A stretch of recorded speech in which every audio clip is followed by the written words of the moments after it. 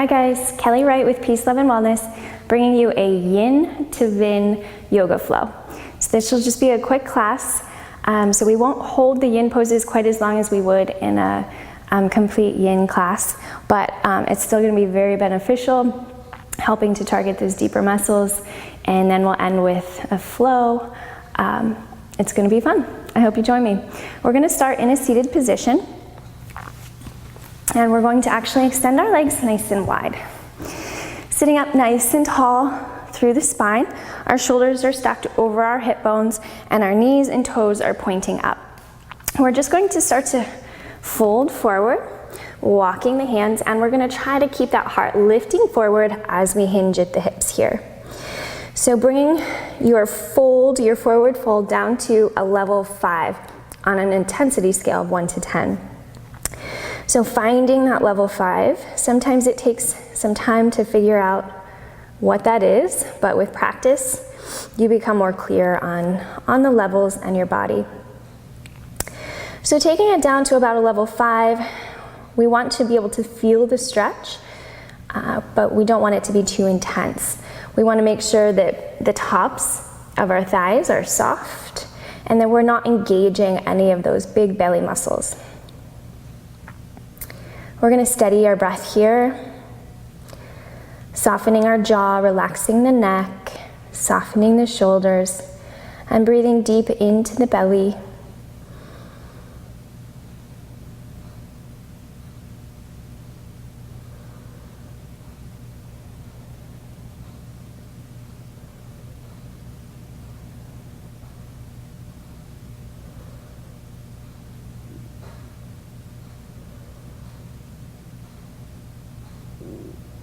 Trying to settle the mind a little bit. We're not trying to clear the head of all the thoughts. We're just allowing them to come and go, not holding on to anything. If you need a focus, you can close the eyes and bring the focus inward, just noticing where you're feeling the sensations in the body.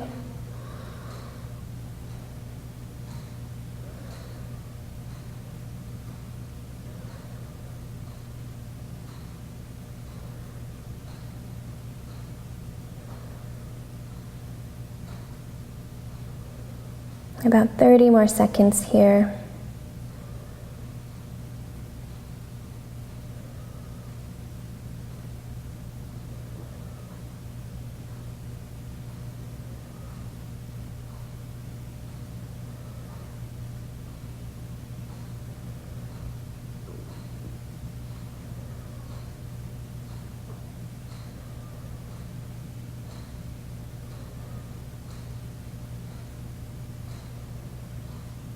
Good. As you inhale, we're going to use our hands to help push that torso back up. Good. We're going to bring this right sole of the foot in to meet the left. And then we're going to turn the torso over towards that left leg. And again, start to walk down over that leg. Releasing, finding that level again at about a 5. Again, bring that focus inward, noticing where we feel the stretch now that we've shifted postures.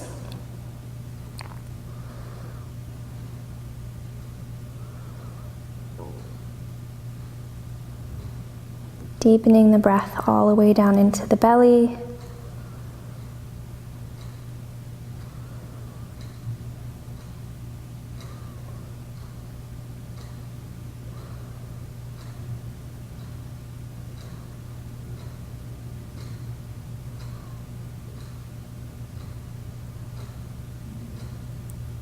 Trying to resist the urge to fidget.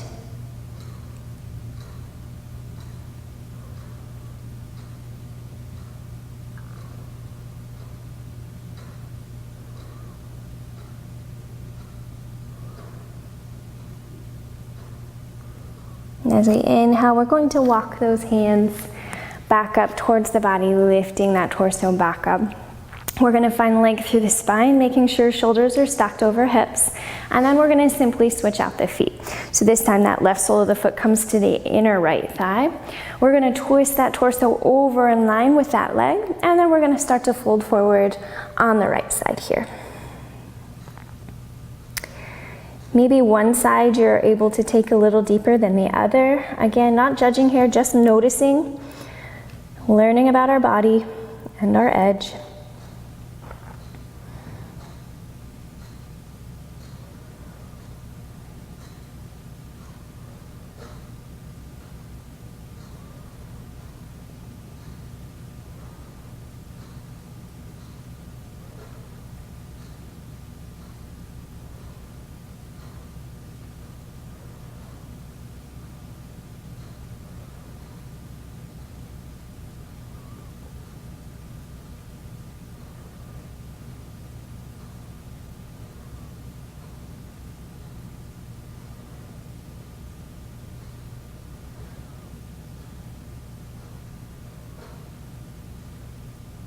Good, engaging the core a little bit, using those hands to help lift the body back up.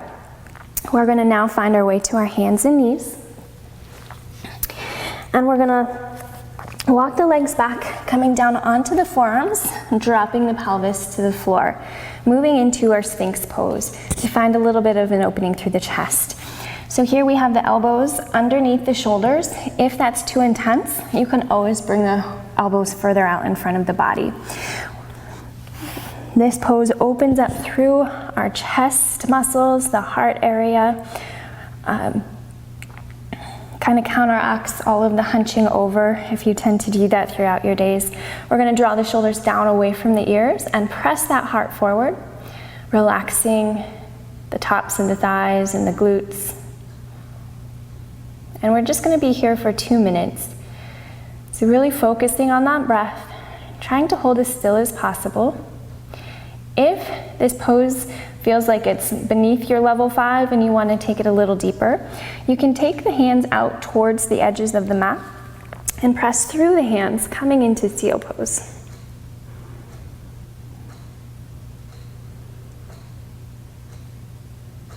Shoulders still drawing away from the ears, breathing deep into the belly. Steady inhale, steady exhale.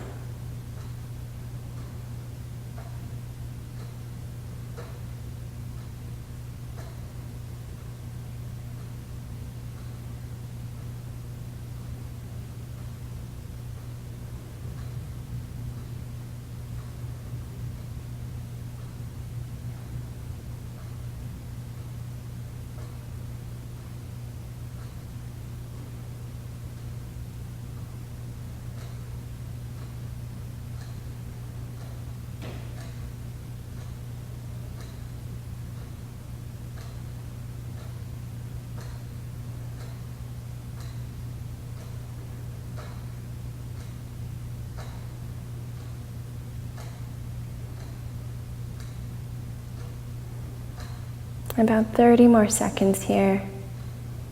Keep breathing.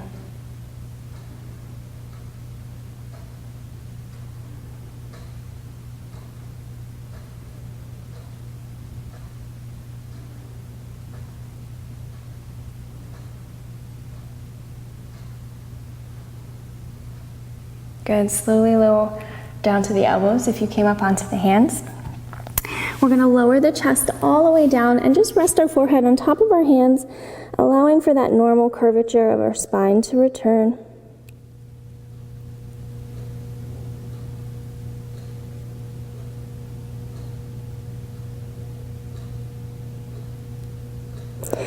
Good. We're going to bring our hands under our shoulders, pressing the torso up, lifting the tailbone up, and finding our knees underneath our hips. We're going to take a cat-cow flow here, so take a nice big inhale. As you exhale, tuck the pelvis, tuck the chin, gaze at the belly button. Inhale, lift the tailbone, drop the belly, lift the chin. Continue this flow at your own pace. Moving into the Vinyasa part of this flow. Beautiful, returning to tabletop.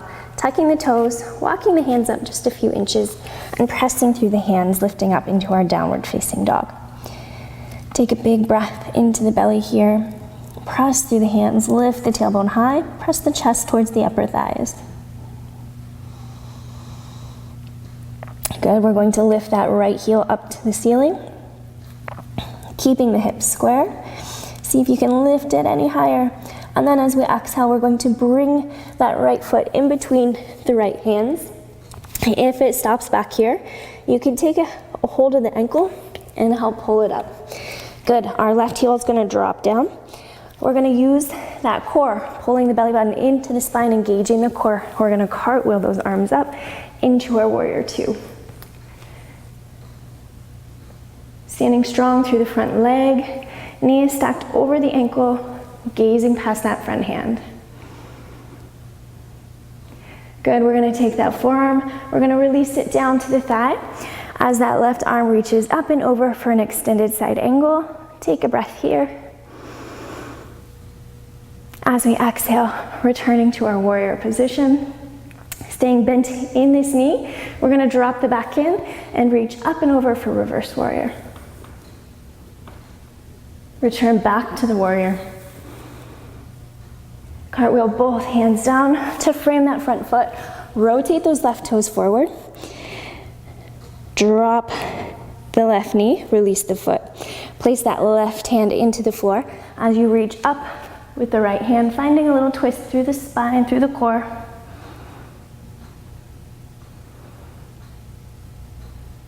Exhale, release the hand down. We're going to round through the spine to make enough room to send this right knee back to meet the left. We're gonna take a cat-cow flow at your own pace.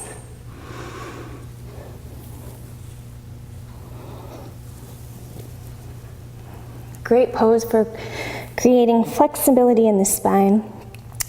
Good, tucking the toes, pressing back up into our downward facing dog. This time, that left heel lifts up, three-legged dog.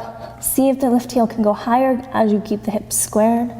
And then bring it through in between the hands. Drop the right heel down, engage the core, and begin to cartwheel those arms up.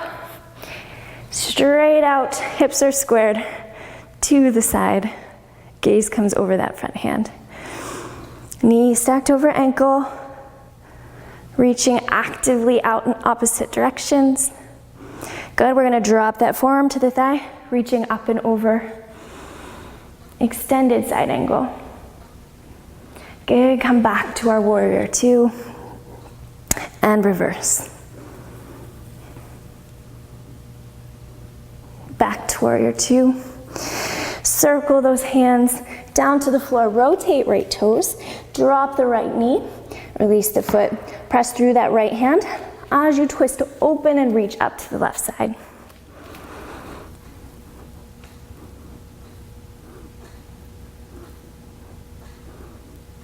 Exhale, come back down.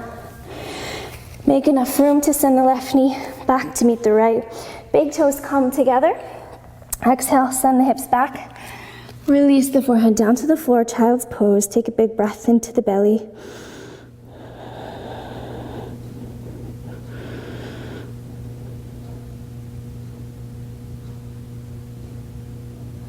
Inhale, lift the gaze, shift the weight forward.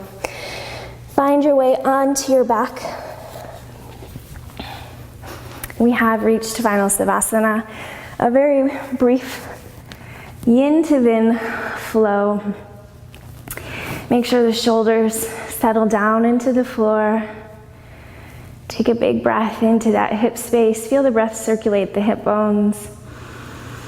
As you exhale, release tension and tightness, letting it melt into the floor. Stopping or pausing the video here to take a few minutes to breathe and to be before carrying on with your day. Thank you guys for joining me. I hope you tried this. I hope it served you. Let me know what you think.